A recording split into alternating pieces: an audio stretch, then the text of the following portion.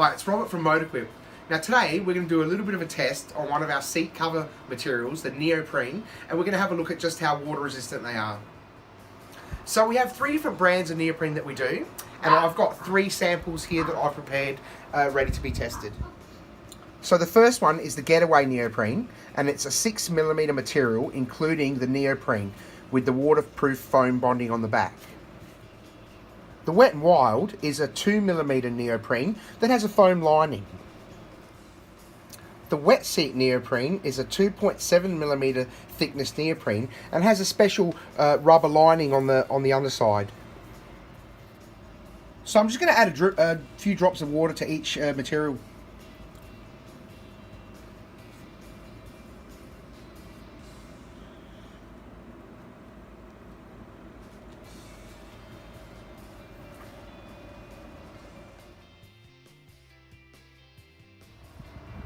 So we've left the water on them for a few minutes just to see the process, and we notice that the Getaway one, most of it's soaked in, but it's left a little bit on the surface. The Wet n Wild has just literally stayed on top, hasn't even soaked through even slightly. And the Wet Seat has absorbed it all. Alright, so now we're ready to look at the results, and what I've done is I've wiped off the excess water on top and just having a quick feel of the Getaway. Now the Getaway, it feels quite wet on top, but when you actually spin it around underneath, it is dry as a bone. So that actually hasn't come through. And then the Wet n Wild, same again, on top it's like a little bit moist, but underneath, pretty much completely dry.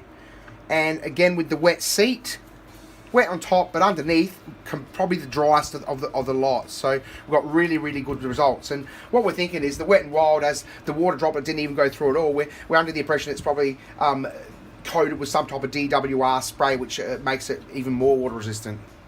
So there you go, we've got 3 awesome branded neoprenes that all perform really, really well. Perfect for people with beach lifestyles, surfies, people that go fishing, spend a fair bit of time down on the beach or do desert trips, and they all get my thumbs up. They're my favourites.